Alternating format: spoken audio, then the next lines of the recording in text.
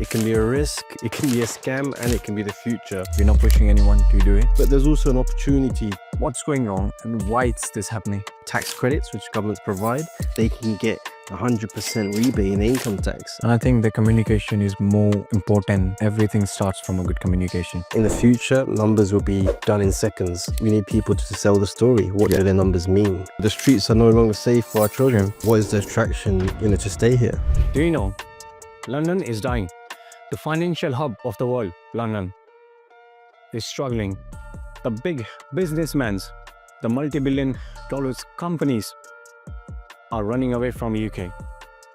They're moving to Dubai, Singapore, US. Is it the tax a big problem or there's something else going wrong? What's going wrong in the UK? Why it's happening? To talk about it, I invited a guest who have seen a rich side of a UK and a poor side of UK. Guys, please help me to invite the guest of the day on the Yogii Show. Hi Safwan, welcome to the Yogii Show. How are you doing today? I'm very well, thank you. How are you? Amazing, I'm doing good. I invited you to the show because I was very excited and I was very curious to know about the financial market and thing going in the UK. And I believe there's billions of people, they want to know about it.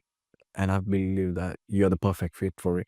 Would you please introduce yourself to the viewer? Yeah, sure. Well, first of all, thank you very much for inviting me. It's a pleasure to be here. In terms of myself, I'm a chartered accountant. I've got about decades worth of experience. I've worked for startup companies. I've worked for listed companies, currently in the big four. So I've kind of had a wide range of exposure across different industries and markets. So that's kind of That sounds really interesting and like you having a good adventure in the finance. So, tell me first thing, you're handling like 80 million finance project. How do you handle this pressure? How do you face these challenges? Tell me about it. Yeah, sure. I think the key thing is it's all about mindset. I think when I look at projects, I don't look at the numbers. I don't look at it and think, oh, it's 80 million. I look at it as a big problem. How do you solve this issue? And the second thing is the way we work in projects. We have a very structured framework, and we look at risk strategy, risk management. We have project management people that look after the project. They assess the risks, and we have like a structured approach. So I think that's a key thing to understand. I think a third thing is we always work in a team. So we don't work as individuals, we work in groups, multidisciplinary team. We've got accountants, we've got consultants, we've got even legal people. So we work as a blend of people with different experiences and exposures, and together we work on projects and to ensure they're successful. Oh, that's interesting. Like for one project, you need to work as a team, as a plan, and you need to blend with each other just to make one project successful. I think that's the right one. Absolutely. Yeah. So, like you have seen a rich side of UK. Now, as I can see, the UK is not doing well as I used to hear. And now you can see the market as well. So what's going wrong in the UK right now? Why people, why businesses and the businessmen, the billionaires are moving to abroad like Dubai, USA, Singapore? What's going on? I think the problem in the UK is it's a combination of things. I think the most obvious is the tax element. And the tax element, obviously, we do have some of the highest taxes in the world. And, if you compare to countries such as UAE, Dubai, Singapore, the taxes can be lower there for businesses, which is more attractive. Yeah. A second thing is in terms of regulations, the UK is very highly regulated, and there's a lot of red tape and bureaucracy. And the problem is for businesses, it takes a long time to set up. Whereas places like Dubai, you can set up a business in a matter of days and weeks. Yeah. So it's a lot more attractive for businesses to set up there. So I think those are sort of a mixture of things. I think a final point is actually the UK has a lot of uncertainty. As you've seen, there's been multiple different governments over the last few years, and government has their own different policies, and that uncertainty makes it very unattractive for businesses. Because when businesses are looking to the future and planning for the future, they want a certain sort of certainty of how economic factors will be. When the UK keeps chopping and changing its regulations, it makes it unattractive. Whereas places like Dubai and Singapore is very stable, and there's not really a lot of movement in terms of So is the regulation and the tax is a big problem? Because I see, like, if I would be a big businessman today, I would see my family safety, my own safety, my business safety, and then the taxes are everywhere. Okay, let's not Dubai don't have a tax on a certain amount, but when it comes to UK, we are paying a lot of taxes. But when it comes to safety, there's no safety. Do you think somewhere safety is taking a part as well in this? I think absolutely. I think that's probably more related to a individual basis when people are looking to move, or people like entrepreneurs are looking to move their business. But I think from a corporation side, it's more to do with regulation and tax. But from an individual basis, absolutely. Every year we're seeing droves and droves of people leaving the UK. Yeah. They're going to Singapore, they're going to US, they're going to UAE, and safety has a big part to play. So, like there's a media hype or there's a gossips in the market like UK is dying. The financial hub of the world is struggling. Is it true or it's just a media hype they created?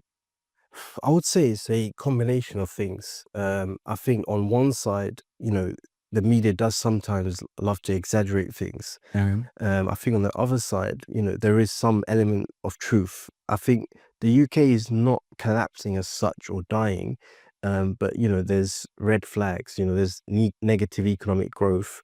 There's inflation, and there's not that sort of prosperity that was there previously. But I think from a global perspective, the UK is still attractive in the sense that it's still one of the world leading global financial centers. It generally flip-flops between London and New York. So it's still up there in that sense.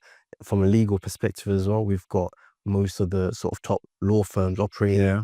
So from that perspective, it's still a global financial center. So I think you can sometimes take the media with a pinch of salt, and it's not always the sort of reality. Like, UK have an image in the market that it's a rich country. But if you go deep down, you see there is a lot of debt on the country. Why the country got that much of debt? What's the thing that we are missing, or what's the thing government is doing wrong? Like UK as a country is going into a debt. Well, the problem in the UK is it's a rich country, but it's spending like a poor country. Like in terms of the UK, there's a lot of, strong assets, but the spending is not right. And multiple governments, every time new governments come in, they've really got the books wrong. They haven't balanced the books correctly. Yeah. The economic policies have been weak. So I think it's some mismanagement, in my opinion. I think the UK is still very strong in terms of its assets. I think one thing to look at is looking at the national debt of the country. That's not really a great indicator of how rich the country is. Yeah. Because, debt is debt, but you got to look at the assets and the sort of global impact of the country. Okay, that's interesting. As a person who works for the big four companies, what is the danger sign or something you would like to tell to the people that stay safe from this thing, or do something this that you will be safer for yourself? In terms of staying safe, I think, as you can see, there's a lot of change in the UK. I think small and medium enterprises are struggling a lot. Okay. I think, as you can see now, retail is probably this industry that's suffering the most. There's been the most number of insolvencies in the last 5 years, and we've had for over 20 years. Yeah. A lot of big companies are going, bankrupt. They're becoming insolvent. So I think when it comes to staying safe, I would say, people need to stay away from traditional means of selling and, look at online and, focus on that side rather than the traditional bricks and mortar business model. I think that people need to focus more on online Okay. and digital. So people need to focus on the digital thing, and you said UK is a rich country, but people spend in a poor way.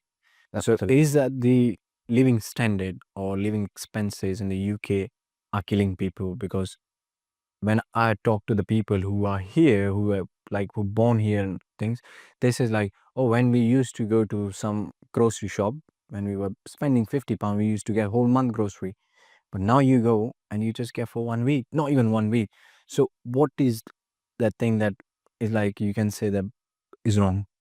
Well, I think, yeah, fundamentally there is a inflation problem and there was a cost of living crisis, and that naturally means that people, end up into more debt. They may be only getting increments of 2 or 3% a year. Their salary is increasing, But if costs are spiraling 10%, 20% every year, it's not keeping up with inflation, and unfortunately households end up in more debt.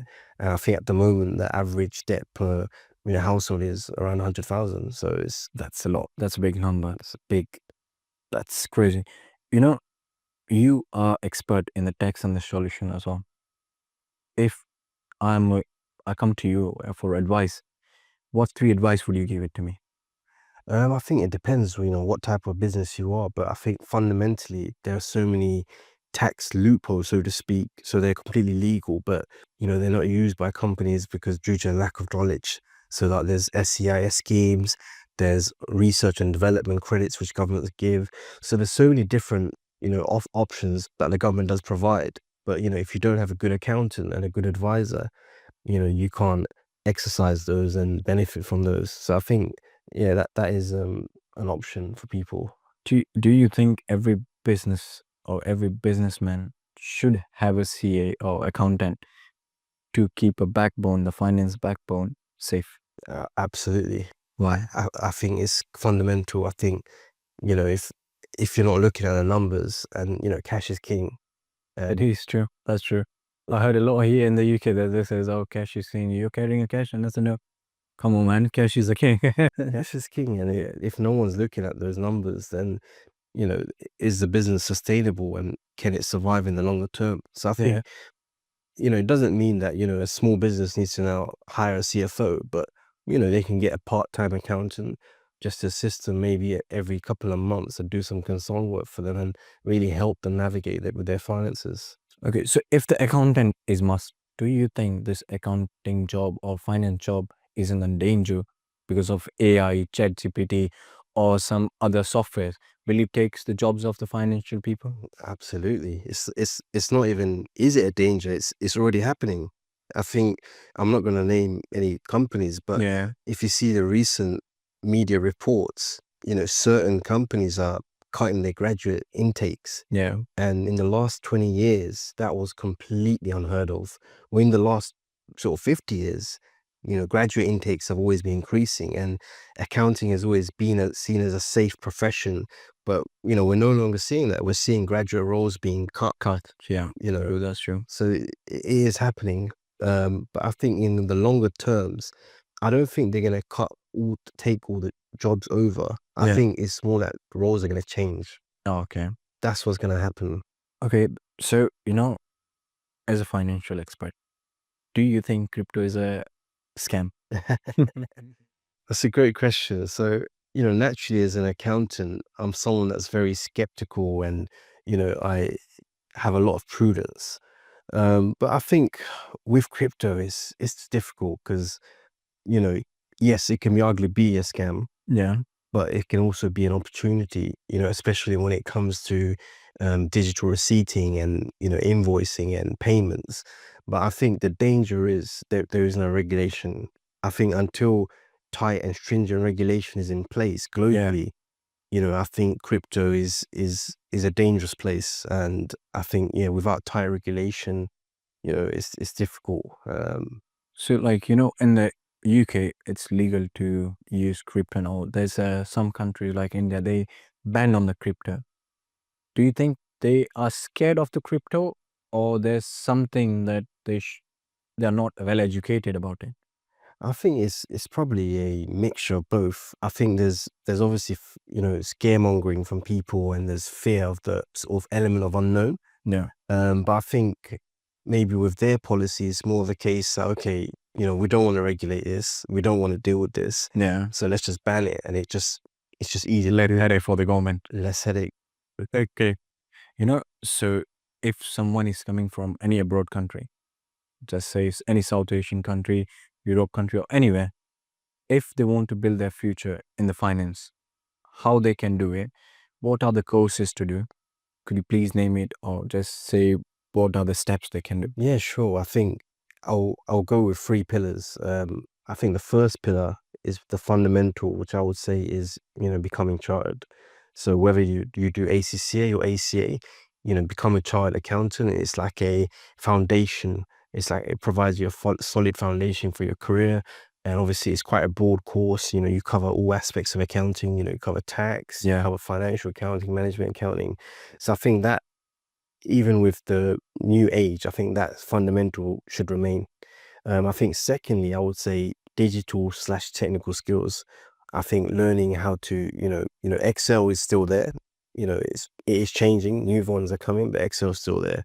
So, using Excel and becoming proficient is very important. I think data analytic tools, knowing how to use Power BI, knowing how to use sort of Ultrix, these tools are very key, and more they're being used in the world of accounting. And I think finally, the third thing I would say is soft skills. I think that's something that's really overlooked by people. Having excellent communication skills, being able to present, being able to storytell. Because I think, the future of accounting is really going to move away from transactional. Yeah. And it's going to be more about storytelling, knowing how to sell the story, explain the numbers. And I think getting that sort of commercial understanding of, because before, I think people just usually focus on numbers, but I think now in the future, it's going to be more about understanding the business and industry and having a, broader perspective. Okay. So name any 3 softwares or some certificates people should do if they are interested in finance. Okay, so ACCA/ACA, Okay. CFA, I think SEMA, I think those are important. In terms of certifications, you could do like financial modeling. Okay. The CFI Institute provide very good courses on that. Okay. So Is there any place from where they can do it? Who is the like more trustworthy software or any company from where I they think CFI is very good. That's the Corporate Finance Institute. They run many courses and it's all online, and you can really do it at your own pace and own time. And it's highly respected in the industry as well. Oh, that's great. So moving on to other question, it's my favorite because I really want to know about it. You meet a lot of businessmen, you handle a lot of businesses. What separate them from the ordinary people or the people who does just 9 to 5 job? Sure. That's a great question. I think the first thing for me that really impresses me is they're first to learn, they're first for knowledge. I think those sort of people, they're always learning. Yeah. Learning never stops for them. They're always reading new books. They're always reading up, new materials and new research, and that thirst for learning never goes away. And I think that's what really separates them from someone just sort of just average, just going along. Yeah. Okay. I think that's a fundamental thing. I think the second thing is they're really flexible and adaptable. Yeah. I think, to really make it to the top, it's not a simple case that, okay, this is what you need to do for the next 34 years. Yeah. I think you need to be someone that can really adapt and change, especially in, these days, the way technology has really advanced. You can't, you really have to keep up to date every year. Yeah. So I think that's fundamental as well. And I think finally, one thing that stood out to me for any great leader at the sort of senior levels is their communication. That's something that many people may not think of. It's something basic. Yeah. But, if you have really good communication skills, you're able to, navigate, and manage big teams, and you're able to motivate them, and you're able to sell them strategies and, communicate that. I think that really goes a long way. That's true. As a small businessman or who runs a small, like you can say, a food truck, or student, or someone who just got into a new business, how they can save their taxes? Is there any trick, or is there any something hidden we can save money from that? I think first things first is they need to look at their structure. I think the problem is a lot of people automatically just go by default to a limited company. Yeah. They don't look at other alternatives. They don't look at, being a contractor. They don't look at, doing a limited liability partnership. So I think in terms of saving money, look at your company structure first. Different structures offer different tax benefits. Yeah. Also look at getting employees onto the payroll. Yeah. If you got the more employees you have on your payroll, the more expenses you have, and the less your revenue is going to be, really calculating all your costs. Yeah. I think some people just think, okay, this is the cost. This is, let's say, a food truck. Yeah. They just look at the food and that's it. But let's just say, for example, they go to meet a supplier. Yeah. And I don't know, they go for lunch and discuss business, client entertainment. That's something people You never know, you can make connections and you just make numbers with them. Exactly. So you got to really look at everything you do and make sure you capture all your expenses accurately, so you can, not pay, the maximum amount of tax and bring it down. Okay, so just tell me one thing. Someone is interested in finance. He's keen to work in a big force and this kind of company, but they don't want to come to UK. Name a country or a place where they should go, where you see that there's a good opportunity for the finance people. Anywhere in the world. Anywhere in the world, as per today's market. In my opinion, I would say the US. US? Yeah, I think the US has historically always been strong.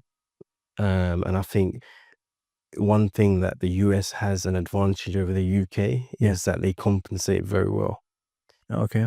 If you compare London and New York directly, you can earn almost double in New York. Oh, that's interesting. So I think the US is probably the most attractive for finance. So why Dubai is everyone's favorite right now? Why Dubai is attracting businesses, people, like everybody wants to move there. Why? I think a lot, obviously there's the tax-free element, but I think it's the lifestyle as well. Obviously, it's very safe. I think it's consistently one of the safest countries in the world. Yeah. There's a very low crime rate due to their very strict law. I think it's a lot more safer for families, and obviously the weather is great for most of the year. Yeah, I think 3-4 months is probably too hot, and a lot of people come back to the UK. But the living standard, lifestyle is really good in Dubai. Exactly, the living standard, everything, the facilities. Yeah. And when you live in the UK, where the safety is the biggest concern at the moment, you would like to go somewhere where your family feels safe, where your kids go to the school and they come home safe. So as a parents, and if you have money, you would prefer to go to the safer place, not in somewhere you feel scared all the time. 100%. I think especially with London, crime is just increasing every year, every day. And it's, completely different to when I grew up in London to now. It's completely different. Okay. So how was the situation? What was the situation when you were growing up in this country? When I was growing up, it was very safe. Like, you would play with your neighbors, you'd go to the local park, and, from a young age, you'd have sort of independence, and you'd go out on your own and play. And in the summer, you play till, sunset. And yeah. But these days, it's too. These are scary and all very dangerous. Yeah. So, Safwan, before we finish, Sure. What advice or wisdom you would like to give to the viewers and to me because as you are expert and where we are just in a ladder where we're just growing. So how we can grow and we can become an expert in something, and most especially in finance. Okay, in terms of being an expert in a field, is you really need to put a time and effort and learn a lot, and not just learn curriculum or courses, like learn this between the lines. Yeah. Like myself, for example, I'm not really a fiction person. I don't really read fiction books. I know a lot of people like to read books. I don't really like to. I prefer non-fiction. Okay. So even outside of work, I spend a lot of time, reading the latest news, about the financial markets, about the economy, about politics, because it all kind of intertwines. Yeah. So I think if you really gain that knowledge, about how the world works, how the economy works, how the politics works, and get that sort of big picture understanding, I think that really helps you go a long way, and sort of put yourself to an advantage to others who might just focus on just their education. Okay, so you just need to be more open, more and adaptable, just to accept everything. That's really great. Thank you for giving us time. Thank you. And I believe the viewers gonna enjoy our conversation, and I learn a lot from you, and I find out what's going on in the UK, and I hope the viewers gonna find out as well. Thank you so much. Thank you so much. Cheers.